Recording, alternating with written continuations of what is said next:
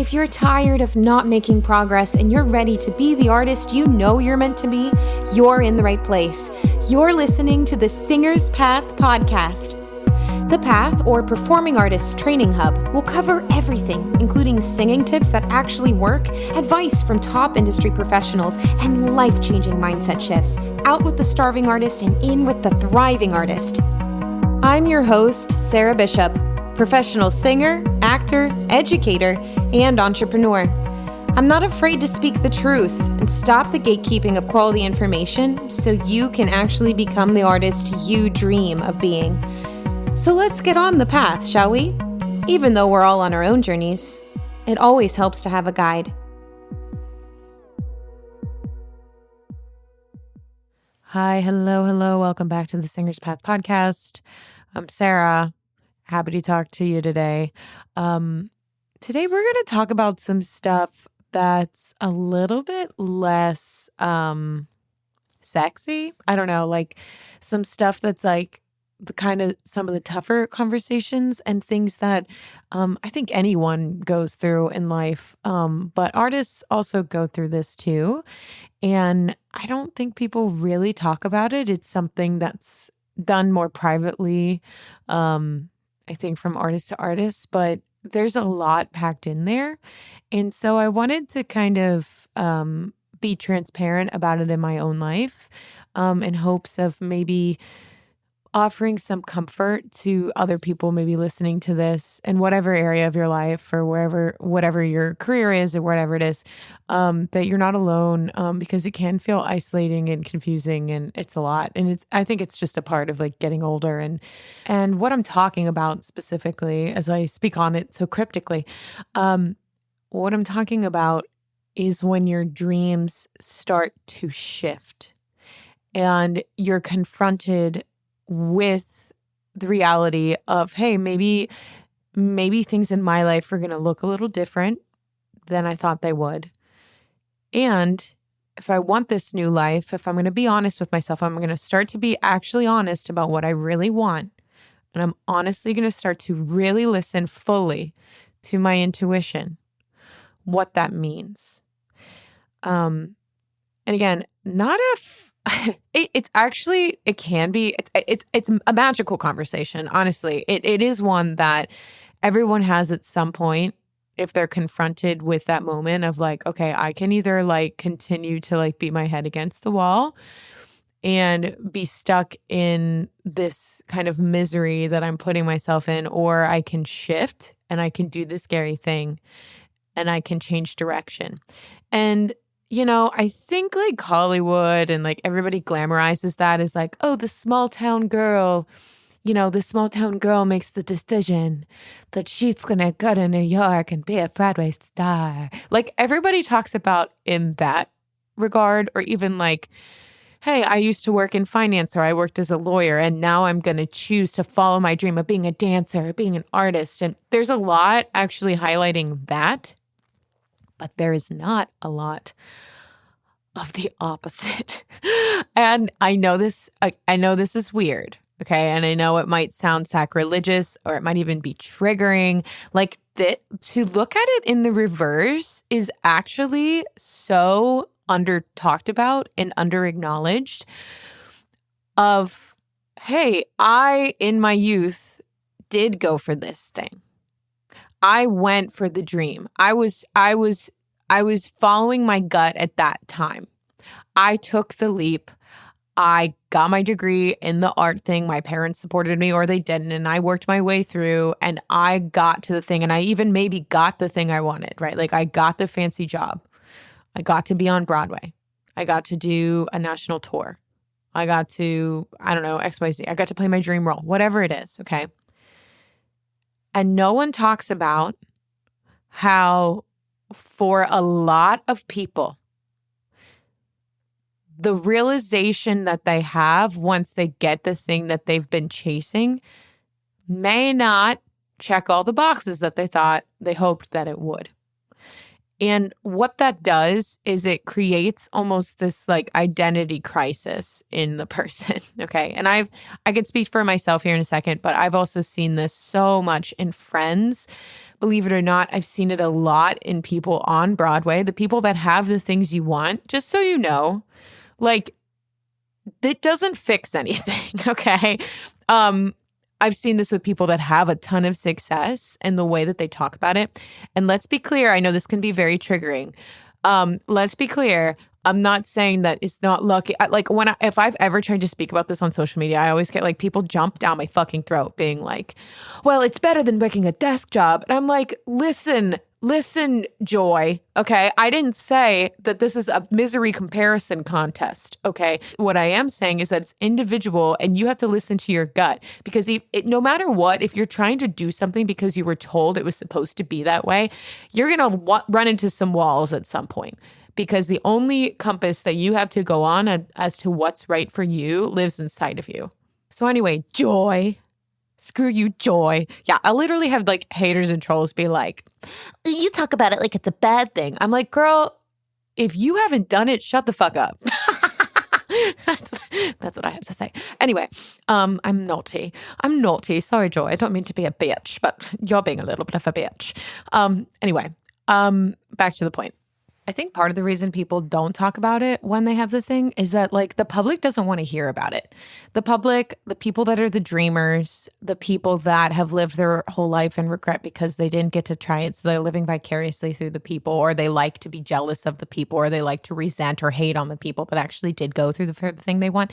When they hear that like, hey, it doesn't fix everything. And hey, it's still a job. And hey, like this is actually really hard. And hey, like this isn't what you think it is. When you tell people that something isn't what their idea of it is, even though they have really no right to decide what is truthful and what is not when they haven't fucking done it. But the truth is when you start to take rose-colored glasses off, people don't like that.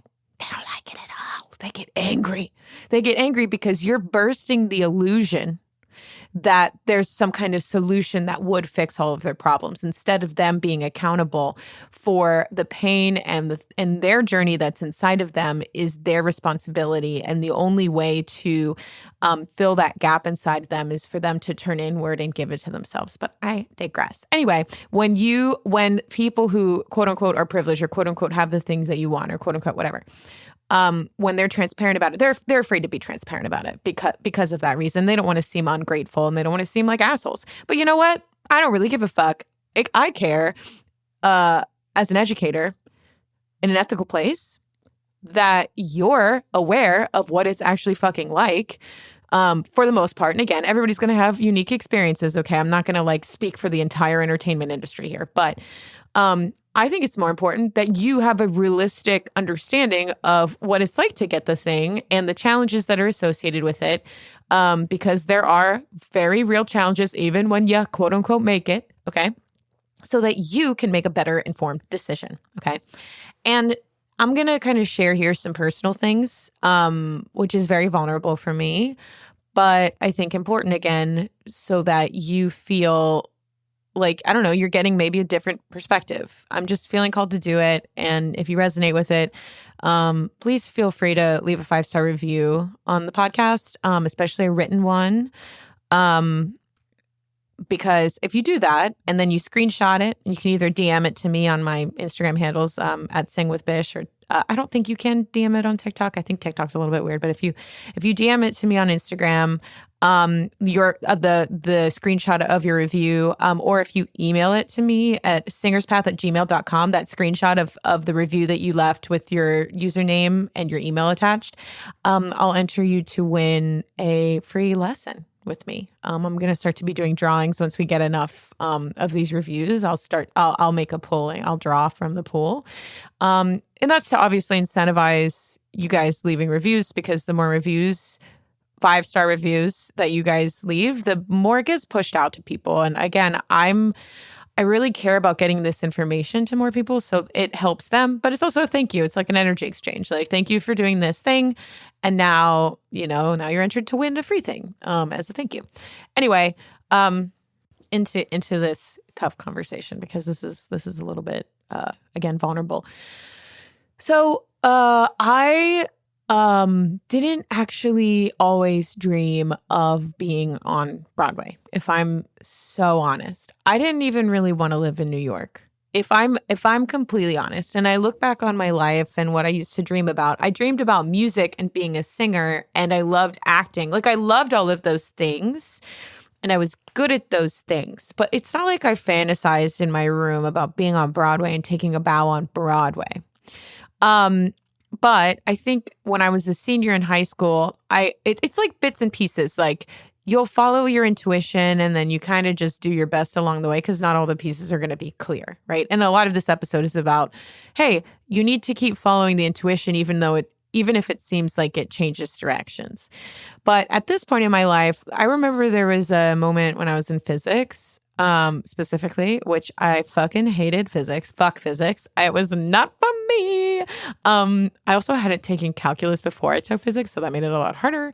But anyway, I was in physics in high school and I was sitting there and I just remember like looking around the room and seeing everybody's heads down. Like we were taking a test. Like I was supposed to be doing something and I wasn't. The teacher probably looked at me. Tad Campagna, that was his name. He was probably like looking at me being like, what the fuck are you doing? Like, why aren't you taking this test?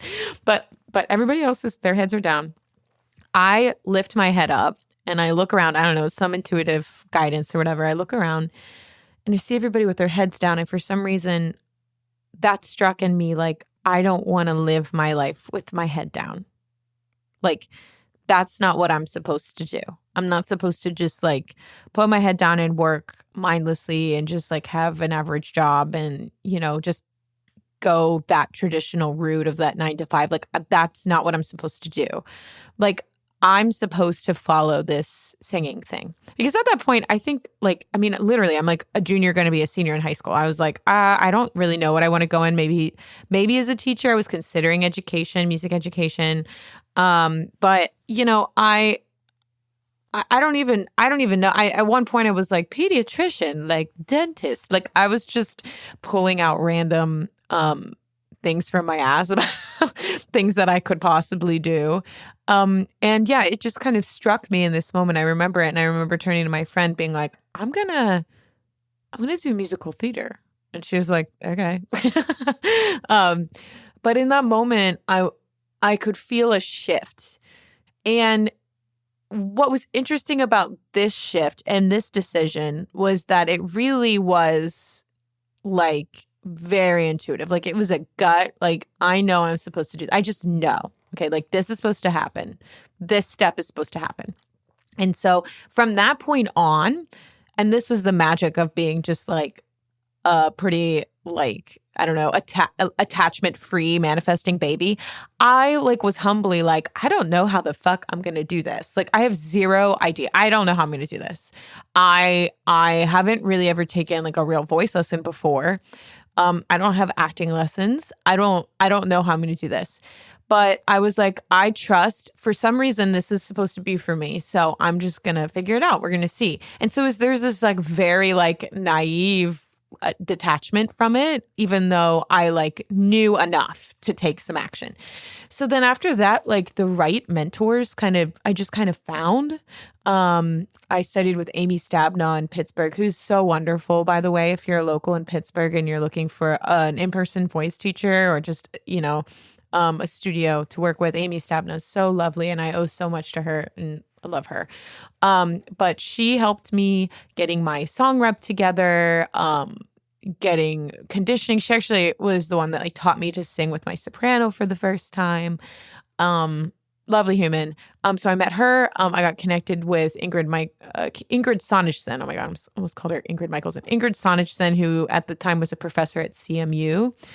And she was my monologue coach. I had a friend, Celine Held, who now like is a producer on films and does a bunch of Hollywood stuff. But she was just like a friend that I like sort of knew from a pageant that I did once, but she had gone to NYU. So she kind of stepped forward and helped me prepare material. And, I just all of a sudden over the summer, I had this team.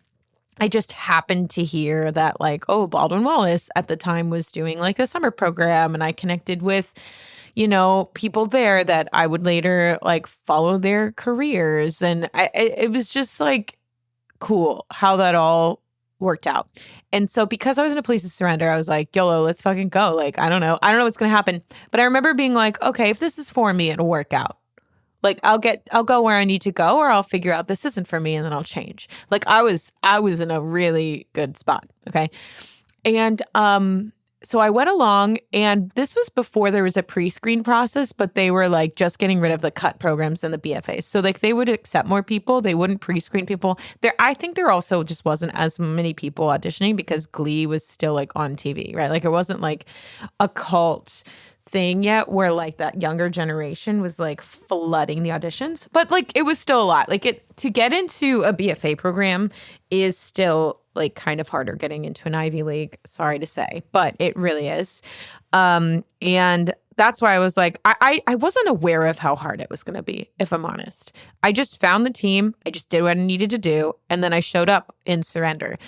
And what was nuts is that I ended up getting into 10 out of the 12 schools I applied for, which actually is fucking unheard of, if I'm honest. And I think it was because I was so surrendered. I was like, hey, like, I know I'm good at this. I'm humble in that I'm trying to come here for an education, but like, you'd be lucky to have me, I think. And like, this feels good. And I'm just going to do what I do because I just love to do this. I would feel so lucky just to be able to do this, I think was my mindset. And it was magnetic. And all these programs accepted me. The only ones I didn't get into were Michigan. I was waitlisted for a really long time. And then I think everybody in their class like accepted and filled up. So I didn't get into that one.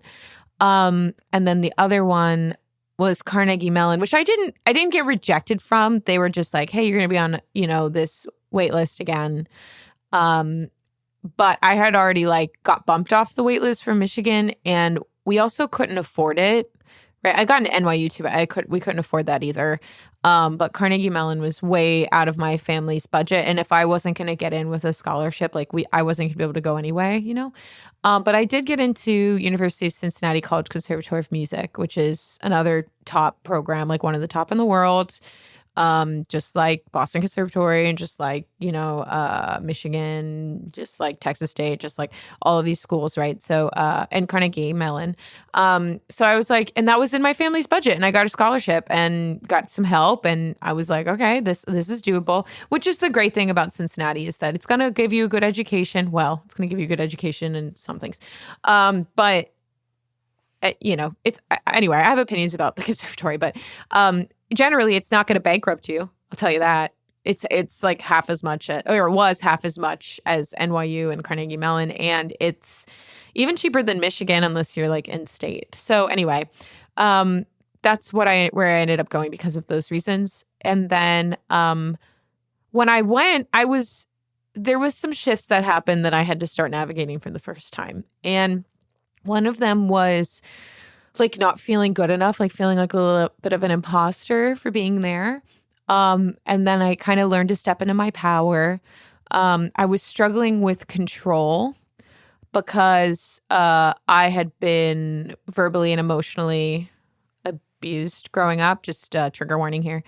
Sorry, I should have trigger warning that before. So trigger warning, had an eating disorder. And that was my way of controlling things that were out of my control at home, and in my dance studio, which was very abusive. So, and we're going to talk about this in a second, the realization of where your trauma, if it's unresolved, ends up reflecting in patterns of your life. So this is in what I can say now upon reflection was that first kind of mirror of me subconsciously like recreating the chaos and instability, and then my need for control and my need to try to get around it, that was exhibited in my private life, and how when I chose this career, I actually was unconsciously doing that to myself again because it's what's familiar, but we'll get into that in a second. So anyway, that was, I struggled with that for a long time. This kind of feeling like I'll never be enough. So I have to starve myself and change myself and make myself enough to be loved by other people. And that's kind of what was going on in the industry too, because more or less like, and not necessarily. Okay, let me preface this. It doesn't have to be that way, right? I'm sure there are other people that are operating from a place of authenticity that have a great deal of success and are very surrendered in their, they're on their path. But for me, by me choosing this way of operating in this career and how I was functioning in this career and how I was viewing things and what I was attracting in this career, that was the loop that I was stuck in. I will never be enough. I always have to shrink myself and change myself. And I won't just be enough as I am.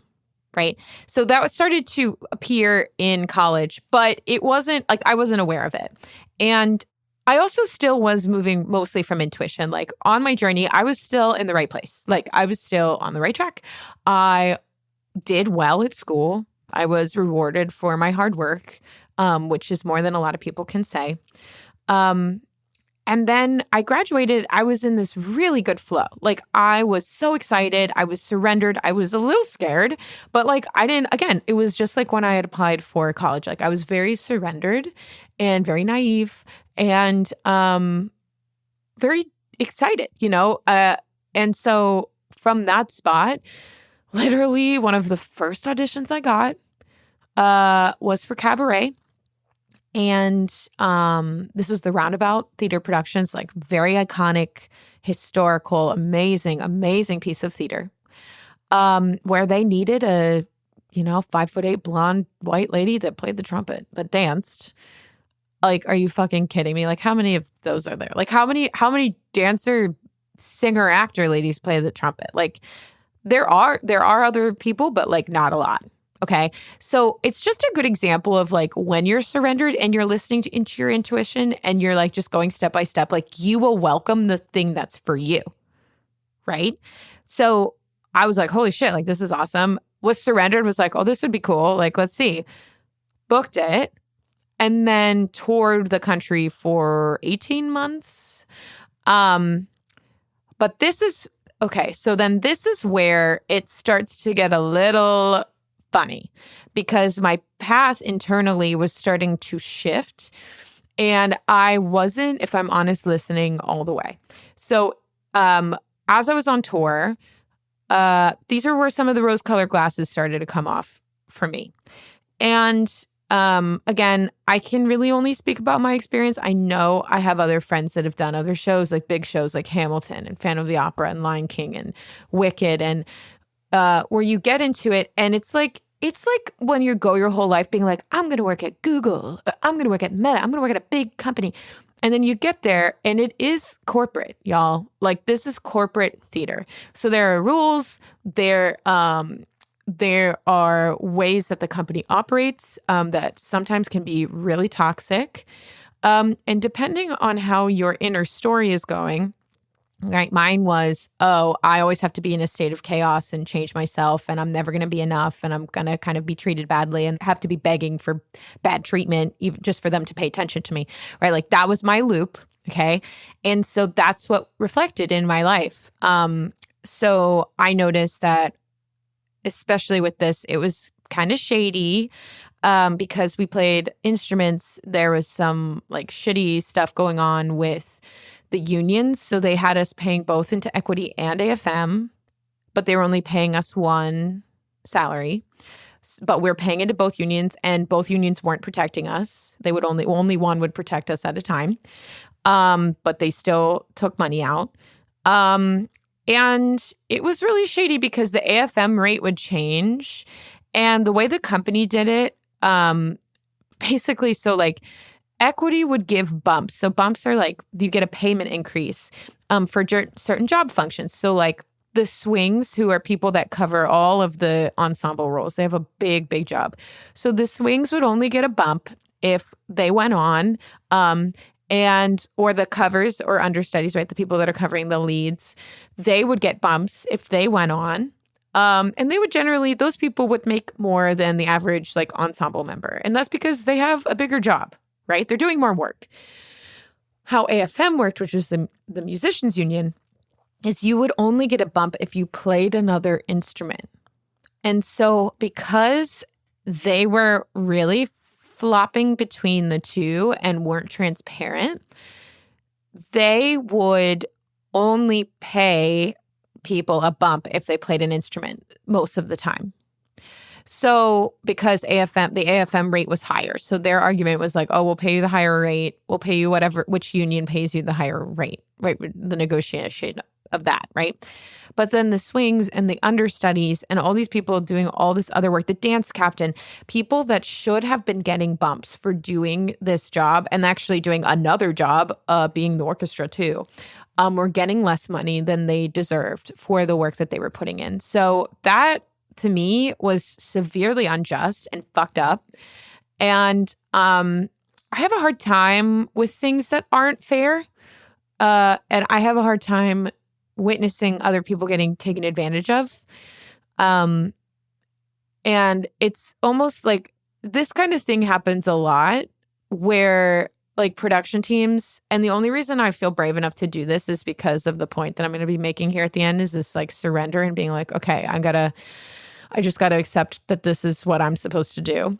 But most people won't talk about this because they're too afraid to, because they're afraid of getting blackballed or looked at as difficult, or if they speak out, it'll ruin it. It will sabotage it for them, right? Because of these toxic behaviors that exist in the industry that just stay in your place, be happy. You should be happy to be here. This like passion tax, like we could find anyone to replace you at any moment. Shut the fuck up and sit down. Like that's kind of how artists are treated.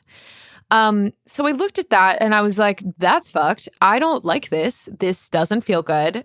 And then at the same time, there was this element of this gnawing feeling that and I had a lot of shame around this and a lot of guilt and like was questioning and second guessing and moving around in circles. But I had this big feeling that I was actually meant to be a leader. Like I wasn't really meant to do the kicks in the back of the kick line. Okay. And there's a lot of shame associated to this because we're told as artists to just be happy with what you get. I was told in college a lot, like I would be the chorus girl and that would keep me working and I should just fucking fall in line and do that. But it wasn't making me happy. It was actually making me very unhappy. And I knew I had more to offer. And I felt ashamed because I didn't want to like be like, I feel like I'm more than this job. Because then that's like a no-no. Like you don't want to shit on the ensemble or say like, I don't really want to do that. Right. Because the people that are in the ensemble hold a lot of pride for being there. And I think, again, it's like they're shamed out of wanting more than that. Okay. So I was struggling with these ideas like that. I don't really like being in this industry. Sometimes the producers too would like pay us less and just be like, oh, there was a loophole, or like there was always a reason why we would lose the case as to like, why aren't you being more transparent? Like, why aren't you paying us more here? What happened with this part of the contract? Actually, so much so that one of the Kit Kat boys like went to Harvard to be a lawyer after because he was so fed up. He was like our equity deputy and he like ended up going to law school because he was like, fuck this. But anyway, there was always like, it just felt like we were powerless, right? Like no matter what we tried to do, we were never in a position of power and we would always get the short end of the stick and they'd always find a reason to not pay us what we were worth, right? And then the other thing was I didn't feel good in that role after a certain period of time, and I started to feel uncomfortable. And so I looked at those two things. Well, I guess the third thing was like, I think part of being in the ensemble, like I didn't feel like I could be as creative, although cabaret, we really could be creative. You could improvise. So I leaned into that as much as I could. But with some roles, like you are just a replacement. Like you are supposed to do the same performance that the person did before you. So there wasn't a lot of like creative liberty in these jobs because it was like, especially if you're a replacement, you're like, you are supposed to recreate this mold. It's not always like that, but it is like this for a lot of big companies. Okay. So all these things, I was like, I don't feel good about this. I fucking don't like this. I don't like that I'm not really paid enough. I don't like that I'm expected to drop my whole life and tour and get paid terribly for that, and then be told that I should just shut the fuck up and be happy about it. And I'm not thrilled with not ever feeling like I have leverage or control. I don't like, there's many things fucked up about it. And I think it took me a long time to like let myself really feel that way and acknowledge that. And it's kind of, if I'm honest, it's hard to kind of share here because, again, you fear how people will view you as like, well, that's my dream, so you should be happy that you're living that, right? You should be grateful. And all this to say, it's not that I wasn't grateful to be there. Like, that's what made it complicated, was like, I wanted to do it. I was grateful to have the job. I knew how hard it was to get. And in essence, I did check off a huge part of the dream, the thing that I wanted, but it wasn't everything I expected it to be. I was told in college that I was going to actually get paid more to do an actor-musician show, right? I was told that like everything was going to be great to be in like an equity production and to tour and all this stuff. And like, that's what I mean. Like, people weren't transparent about the realities. And I did notice like when I was in college, like people would come back and do like a masterclass and like once they'd worked. And like the kids would always be excited, like when the alumni was coming back to give this masterclass after they'd have like a big Book of Mormon gig. And I remember like seeing these people that were so joyous and hopeful at school come back after they got this gig, and they would look so fucking deflated and sad. And I remember being like, are they okay? Like, what's going on out there? You know what I mean? And it has to do with these expectations and the realities of having a job and being a professional performer and like how hard it is, right? Anyway, so at the end of tour, I was like, I don't know if I can keep doing this. And that was if I would have just acknowledged that and moved from curiosity from there, I think things would have been a lot easier. And I did that somewhat. Okay, let's be real. Like, I still had my magnetism a bit. Also to the point where like the first audition I did after I got back, I kid you the fuck not, I was still thriving. I was still curious. Like, although I had some of these other questions popping up, but the first audition was the other Josh Cohen at a theater called Jiva Theater. And the people who wrote the other Josh Cohen are Steve Rosen and Dave Rossmer. And I did the audition. I knew the intuition that was coming was like, oh, I know I should be doing comedy. That was the clue. And I was like, okay, this sounds cool. Like, this is really funny. And then I went in and I was like, I don't really know what this is, but like, I'll just, give it my all, and whatever happens, happens. Like, there's going to be so many auditions after this. Like, it's fine, right? Like, I was so surrendered. I booked it. Again, like the first 2 auditions I ever had, I fucking booked. And then when I met them and worked on this project, Steve and Dave ended up being like taking me along for the next like fucking 8 years or something, 7 years on. They would have me read all of their new their new productions, their new scripts. I got connected with other friends who later got me into rooms like Mean Girls. I eventually I'm the only company member at this point that has been in every reiteration of the Griswolds Broadway Vacation, which I hope someday it moves to Broadway. I don't know what's going on with it. I'm not, we never know until we know. But I've been involved in that for 7 years because they wrote it. I mean, to the point where the first table read with the producer. So that's what I mean. Like, I was connected to things that were opening the next steps for me without having to force it or make it happen. But I remember this so specifically when I was doing the other Josh Cohen, and it was opening night, I think, or like tech. This has never happened to me before, but all of a sudden I was like struck with stage fright, anxiety. Like, it was like all this trauma all of a sudden was like coming and bubbling out of me, and I was fucking struggling. It was like my first energetic like tidal wave timeline thing. And I don't know what it was trying to tell me, so much so that maybe it was like, hey, get through this, but like, we got some major things to look at. Okay. I think that's what it was. It was like, it's time to start your healing bitch, right? Like, and in a hard way, in the hard way. I remember my resolution for New Year's Eve that year was, I want to learn. Yeah. Bad resolution. Don't ask for that. I want to learn. No, you don't. No, you don't. Anyway, so I'm doing Josh Cohen. Everything gets hard all of a sudden. I get in my head. I am like really struggling internally. I get sick. I lose all the notes for my high belt that I needed for the show. And the experience was still okay, but I just remember kind of like feeling like a plane that was crashing and going down by the end of the production. And so I get off of that, and I was living with a boyfriend who was kind of a narcissist and just like not good for me. And he had a really bad attitude about fucking anything in the entertainment industry. So that also really pulled me down and started to confuse me, because it was like my intuition was dimming, because then I started listening to fear a lot. And this is a big deal. This is part of my journey, and this is why I'm talking about it. But I was looking at the things like, oh, I want leverage. I want money so I can fucking afford a life and retirement, right? Actually, a friend that I had on Cabaret actually ended up passing away.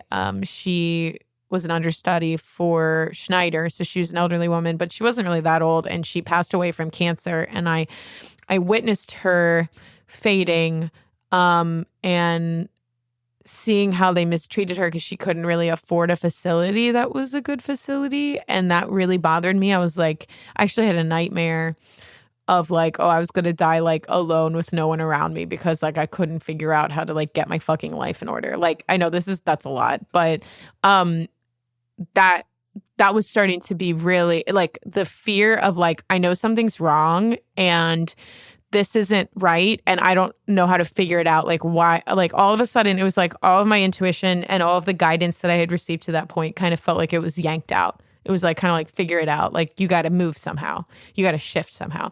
But I wasn't capable of shifting yet. So this is what I mean. I was like in this poopy diaper, like getting toppled in waves for a long time. Like, I got dumped by this boyfriend. And then I was like, well, if I want leverage and I want money, it must mean that I have to be a famous Broadway star. Because I mean, this isn't true, but I was like, well, if I had the lead and I had visibility and I had the leverage, then I would have more say and I had more control, and then I could say no to things and I'd have more power and like all this stuff. Really what I wanted was autonomy. But people that played leads, like, what? Like, that's just absolutely fucking fake news. Like, they struggle with the same things in a different like scale, but like still, like, it's still the same industry, right? So I did that, and then I started putting all this pressure on myself, and I was like, well, in order to be competitive, and also, let's be clear, like, I knew I wanted to be a leader, and I also knew I didn't want to be in the ensemble. So it's like, this is what makes it so tricky, because it wasn't all the way untrue. Like, I wanted to play parts. Okay. That doesn't mean I have to be like a famous fucking Broadway star. It just means that like I want to act. Okay. You know what I mean? Like, I started putting like meaning and attachment and pressure on myself that it has to be this way.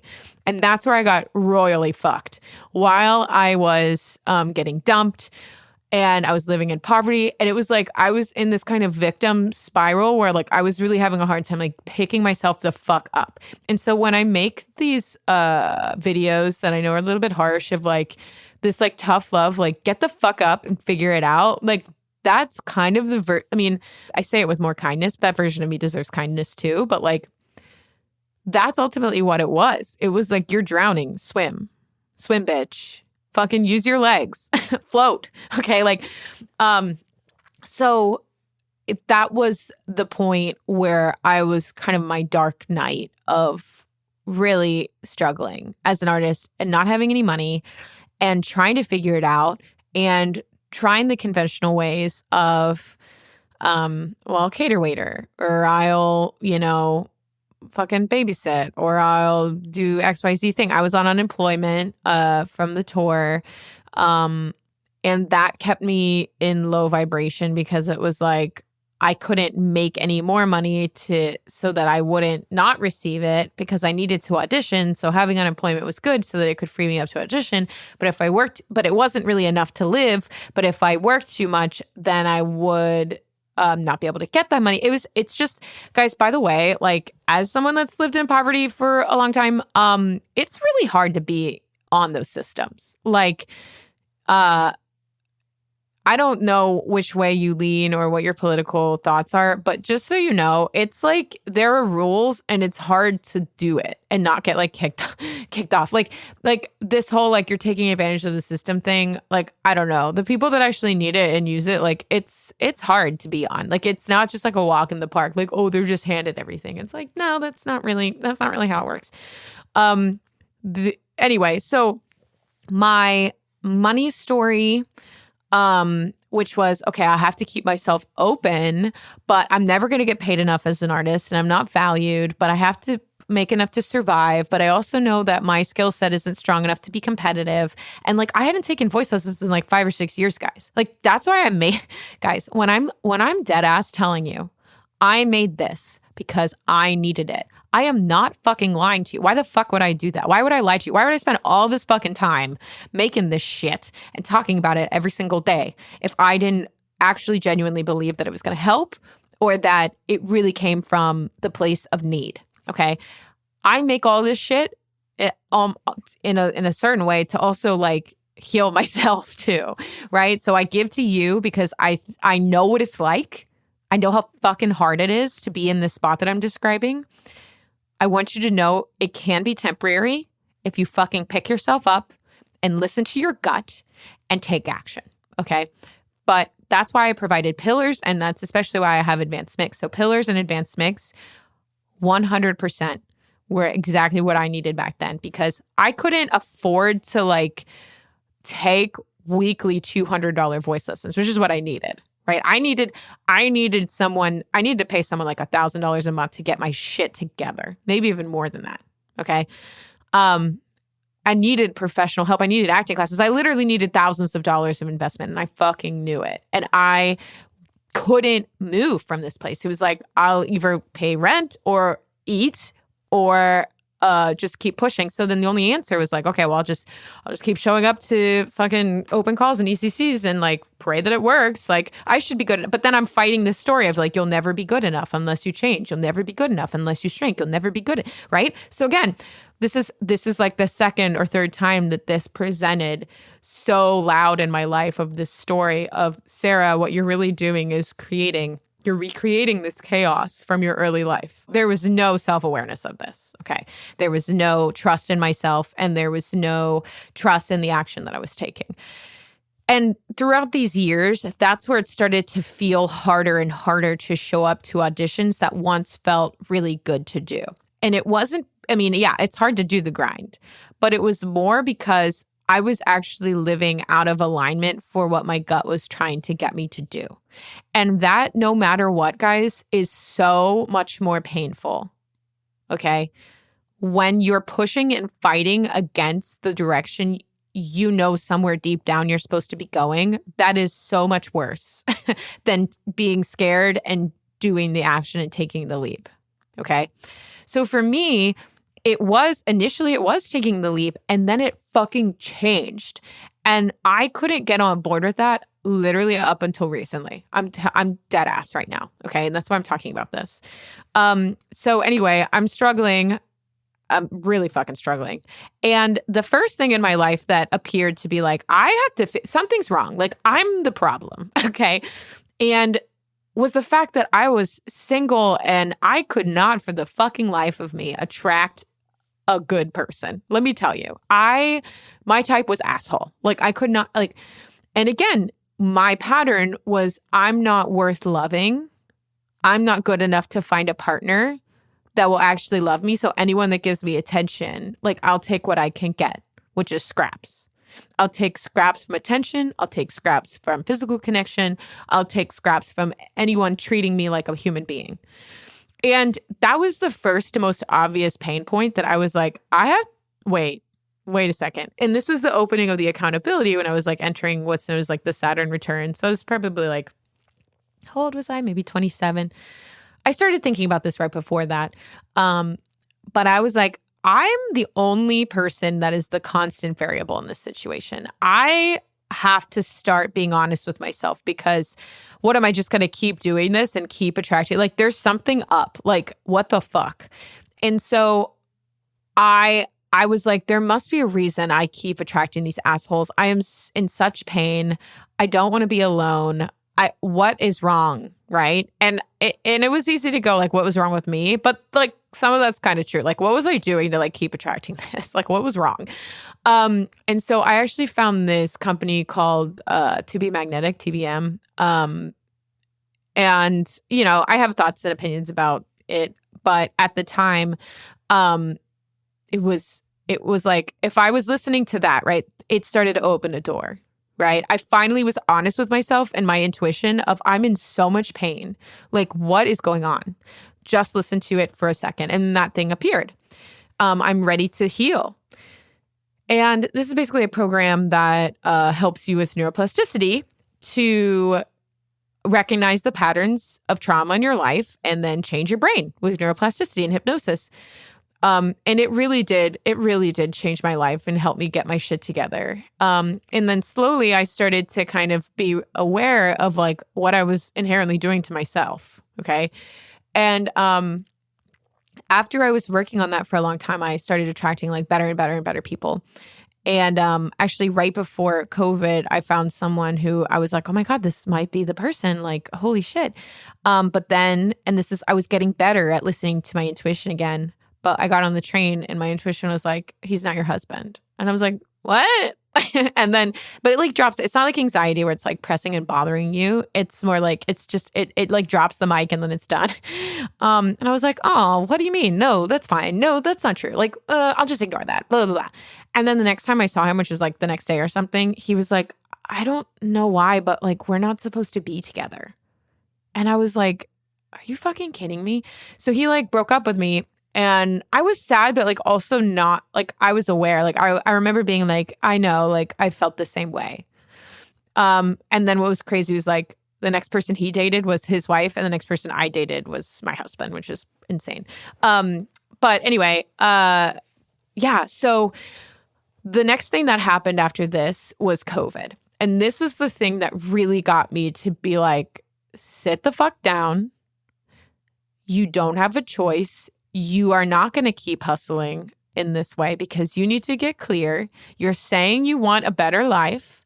You need to listen to what's going on. You need stillness. And so this was the first time I had genuine self-care where I was going out into the woods every day and kind of doing like more or less what's called like forest therapy, which is like just going on walks in the woods and just like kind of meditating on the walk and just giving yourself that space and being connected to nature, which I felt very disconnected from nature from being in New York.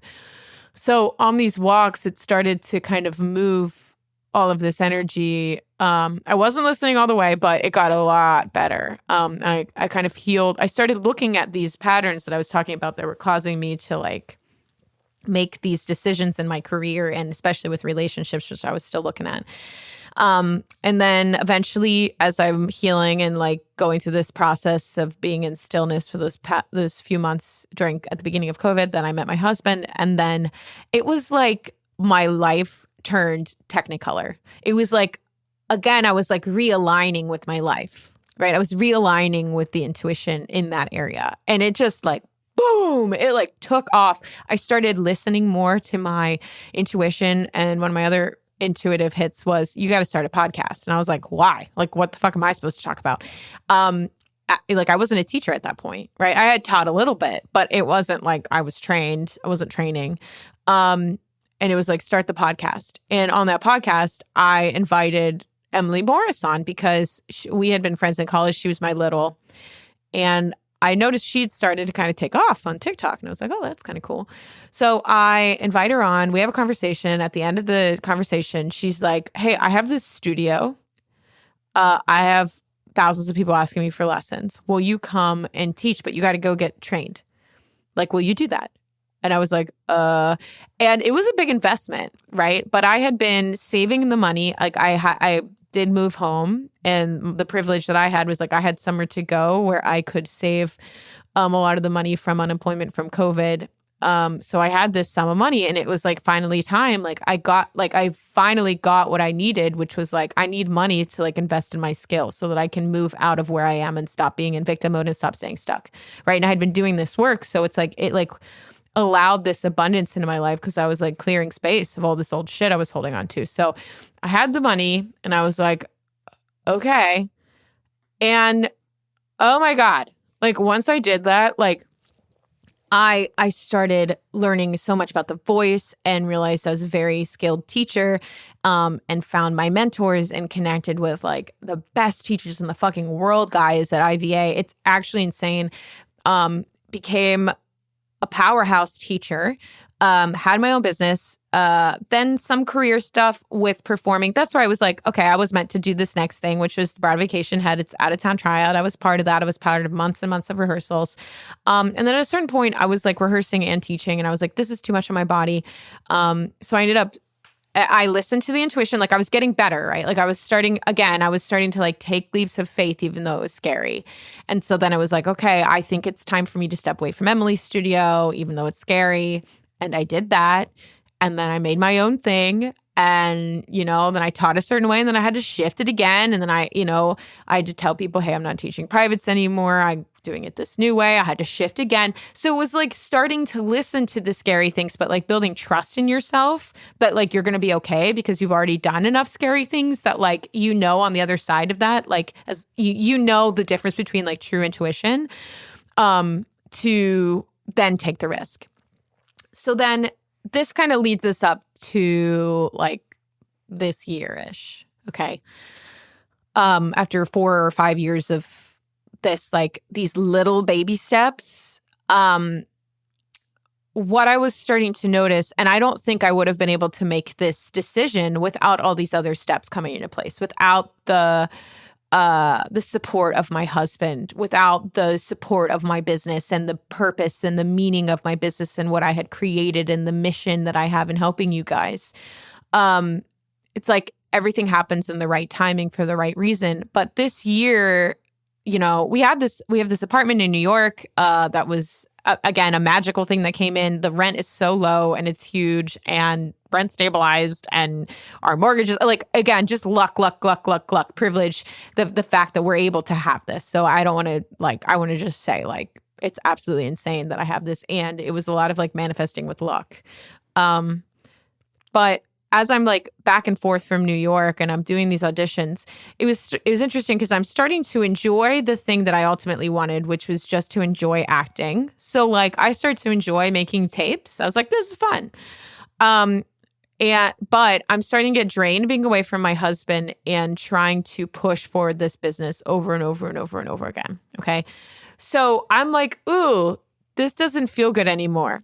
And at the same time, the big drain was waiting for this show, this Broadway Vacation show, to go to Broadway, and still looking at it almost from a place of lack, of being like, this is my way in to be on the Broadway show, on the Broadway stage, like one of those like 12 theaters or whatever. I don't know how many theaters there are, but Broadway, guys, is actually just real estate that's owned by 3 families. They're not on the same street. They're not all on the Broadway street. They're just real estate. There's just specific real estate houses that are really only owned by 3 families. So how Broadway works is it's actually a real estate game of kind of impressing and getting the blessing of these 3 families that have a monopoly over the houses. That's how Broadway works, okay?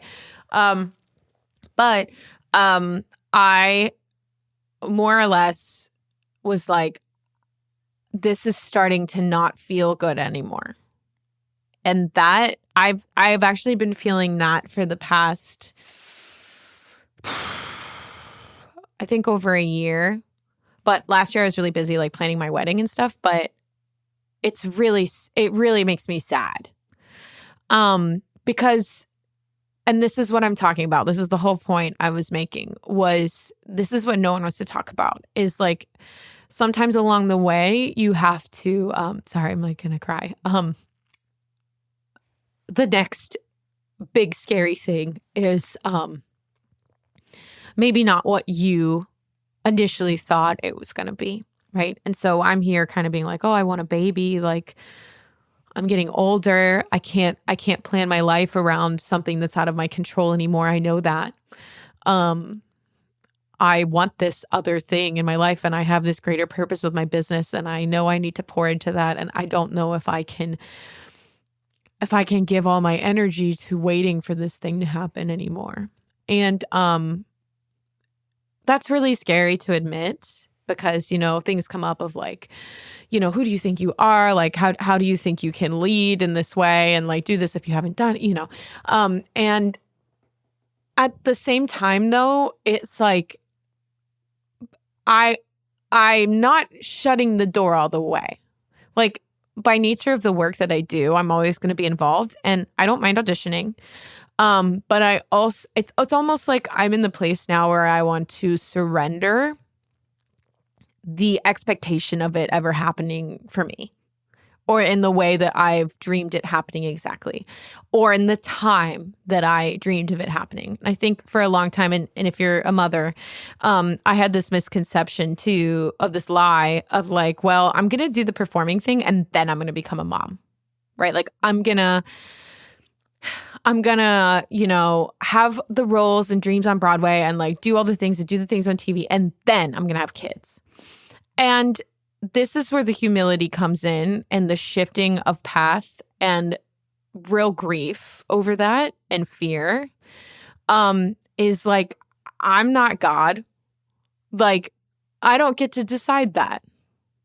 Right? All of those things are kind of outside of my control again.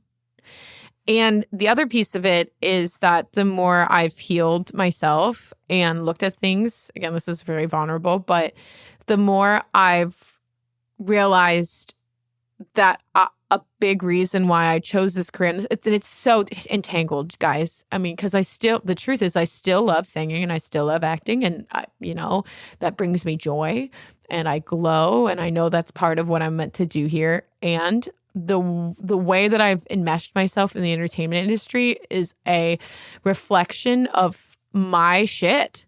And the more I look at my shit, which is scary, and being like, oh, this is just showing me over and over again. Like I'm still looking at this in the way to repeat my bullshit, my pattern, my trauma of like all this does, all that I choose to see it because I'm stuck in this loop is how I'm never good enough and how it's not going to happen for me and how I don't have a voice and how, I always need to change and I'm never good enough. You know what I mean? So the realization and the intuition now, as sad as it makes me, is to more or less like energetically pour into other things. And again, that doesn't mean I won't tape, that doesn't mean I won't sing and act. And actually, I think it means that I will do more of what I want to do. But it's truly like burying that thing of like, oh, I have to be this way in this thing. And what that does, and again, this is new and this is a lot of grief and this is hard. And it's hard to be like, because again, like I said, like the traditional thing is to be like, I'm going to be on Broadway. And like, that's the leap of faith that people take. But if you take that leap and then it changes, like no one fucking talks about that. No one talks about like, this was the path and this was the plan and now it feels weird. Like what the fuck? Like it is so weird to be a passionate person on your track. You're a go-getter, you're going, and then you're hitting a wall for 7 years. Like at what point are you going to be like, okay, all of these other areas of my life are opening up. I have to go there. And then if this is meant for me, I have to trust that it'll come back. Guys, it's like devastating. Because there's part, that is like, no, but that's like the dream. Like, what are you doing? So it's almost like I have to be like, hey, it doesn't mean forever. It just means that this is this chapter right now and accepting that. And pouring into the things, just like following the gut, because I have not been following my gut all the way for the past fucking 8 years. And it's led to unhappiness and a lot of shit. So this is me. I am so fucking scared to share this, actually.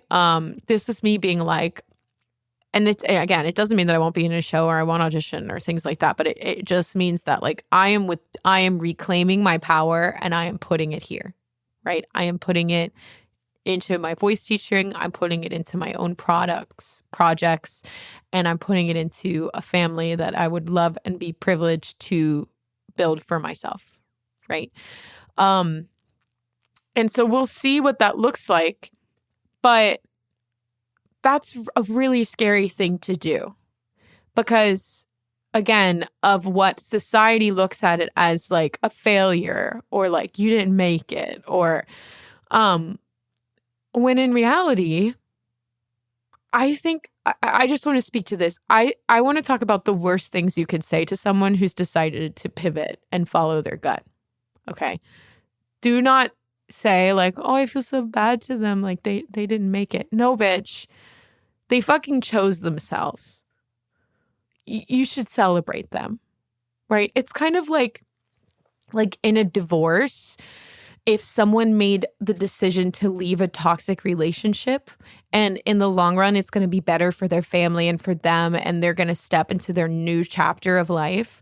And you go, oh, I'm so sorry. Like, no, like it's incredibly brave and it's painful, but it's amazing to see that person choosing their life over this thing that they were told they were supposed to do.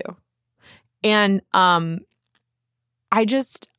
I really want to encourage you, like if you're a professional performer and I think we've all been going through this, if you know that you deserve more and that there's more, please take this as a sign to follow that other thing. And it doesn't make you a failure and it doesn't make you bad and it doesn't mean that you can't ever do it again. And it doesn't mean that you won't even get the big fancy jobs in the future. It doesn't mean anything. All it means is that you're choosing you. And the more that you choose you and you listen to the voice and you let the things fall away, the more that your like actual authentic dream will come true. The actual things that are for you that will be better than you even thought will come too, right? Your new life will cost you your old one. And use this as an example of like, it's hard and there's grief and it's uncomfortable. It's uncomfortable for me to be like, okay, this last 10 years of my life, how I've been operating, like it's got to change all the way. It's got to shift so that I can up level and help the people that I'm meant to help and have the impact that I dream of having. So if you're hearing that, I see you and I love you. And instead of being afraid of how it makes you look or feel like you've wasted time, just know that it's very brave and it's necessary. Follow your joy because your joy is your magic and it's the thing that's leading you to have the impact you're meant to have here. So anyway, this turned into way more of like a sharing like weepy podcast than I expected. But I think it's important for me to be transparent about how and why I talk about these things. Because I want you to genuinely feel like you can trust me, and I think the way that people actually establish trust is by being vulnerable and honest. And you can feel however you want to feel about the stories that I've shared here, but at the end of the day, I want you to, I hope that you take it as a sign, as when you follow your gut, like you got to look at the bigger picture. Look at the way that you want to feel in your life over the things you want to have happen, because you don't know how the things are actually going to make you feel. But if you focus on like, I want to feel free. I want to feel like I'm using my talent. I want to feel fulfilled. I want to feel joyful. I want to feel grateful every single day when I get out of bed. And then you start getting signals of the things that need to fall away, no matter how painful they are. The faster you listen to them, the less pain you'll be in. Let me just tell you that. And if you don't feel ready, and if you feel too scared to jump, because I remember that was me. I felt too scared for so long. Like I couldn't take action. Just take one step at a time and try to be compassionate with yourself, because it's not easy. It's not easy. Anyway, yeah, I don't know if there's anything else I wanted to cover in this one, but it's like my life story here. But I guess I want you to follow what's good for you. And even if it doesn't look fancy or flashy, or there's grief and there's sadness and there's complex emotions, because just like, it's interesting because as there's so much grief about being like, well, I wanted it to work out this way, right? Like I thought it was going to be this way. As there's so much grief and sadness, like letting that go, there's also like love and appreciation of being like, you know what? Like, this actually makes me feel relieved and happy. And like, I can audition now and feel like, oh my God, like that was fun. Like, okay, like, sure. You want me to sing something? Sure, I'll do that. And it makes me feel like I'm finally like holding the reins for my own life and operating from that way, which I have been told actually makes you audition better. And I mean, supposedly it actually, when you're truly surrendered and you truly let go. And I've seen this in my own marriage, right? When I did have to truly be like, I'm okay with being single. Like when I finally released that's when I found my husband, right? But you can't, but like, that's the place. Like, I don't even really want to say that because I don't want to be like, I'm letting go so it comes in, because it doesn't work that way. It has to just be like, I'm letting go. Thank you. And I trust where I'm going. Thank you so much. Thank you, God. Whatever you subscribe to, doesn't be God, but higher power or creative being. I don't know. Whatever energy, whatever you want to call it, what you're doing is going, I trust you. I trust this is going to be better than my wildest dreams. And even though it's hard, I'm going to hold myself, and I feel held by whatever that is, what the higher power is. Okay. Anyway, this was weepy. Wow.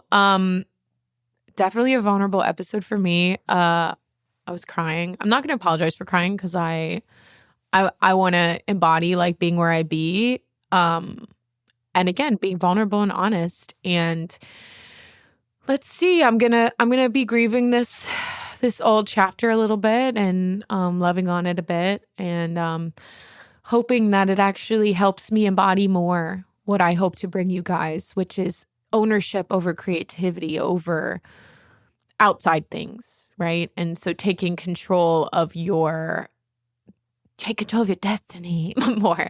I actually wrote a song from this space over the last week as I'm kind of birthing this new chapter and closing the doors on the old one. And and again, let me be clear, this old holding on and gripping to this thing that I thought I wanted, right? As I'm opening the doors to this new chapter, I realized that I haven't written for a really long time. And I used to write a lot of songs, and a lot of like piano songs, like a lot of classical music, which was interesting. But I returned to writing this week, and I realized it's because I write when I grieve. Like it helps me process. And so I wrote this like really crazy song that has so many elements to it that are a reflection of what it's like to be in my head and move through this grief right now. And maybe if you guys comment or like you want to hear it, maybe I'll work on finishing it. But it's very unfinished right now. Maybe that would be a good opportunity to be like, post it before it's ready, right? Like what I want to do is embody like what's actually important. What is the feelings? What are the things that we actually want? Well, we want creative power, and we want to make things, and we want to feel happy and joyful and silly and creative. And, so, maybe I will post the unfinished thing. But if you feel like you want that, and you want, you want to join in on like the creative shares of like, reclaiming your power and following your intuitive step and your authentic step, please feel free to leave a review again. Again, make sure you email me that you wrote the review, because then you'll be entered to win a free lesson. And if it's not you, if it's like for your kid or something, like that's fine too. But yeah, and email us at singerspath@gmail.com, or send me a DM. I'd love to hear from you guys, how much the show means to you, if it does mean to you. Again, this is very vulnerable to share. So if you felt like this story resonated with you, I'd love if you'd let me know. As we go in here, and I guess I'll just end with, I'm really excited for these new things that are coming up. I am starting to work on a container, and you heard it here first. I'm not going to like give too many things away, but guys, it's going to be a big deal. I'm really, really excited.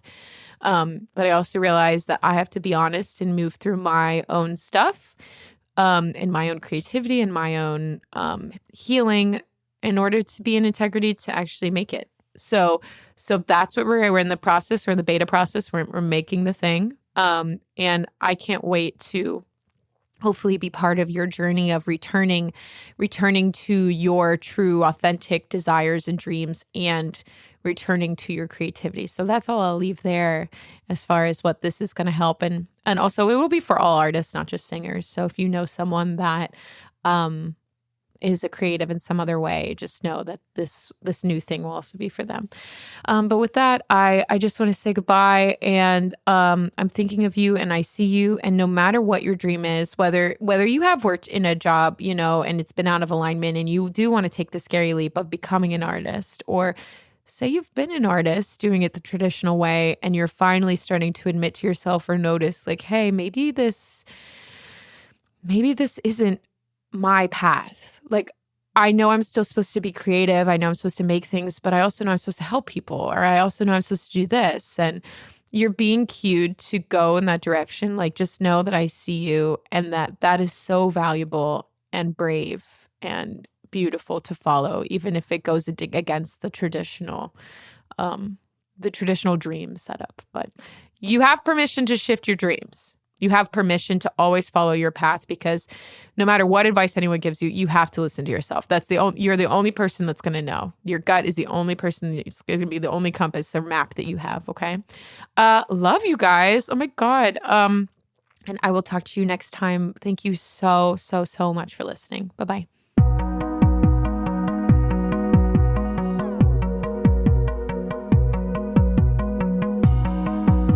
If you enjoyed this episode, please leave a 5-star written review on Apple Podcasts. This helps me get this information out to more artists all over the world. Let's work together to spread the joys of music. Until next time, I'm your host, Sarah Bishop, signing off from the Singer's Path podcast. Thanks for listening.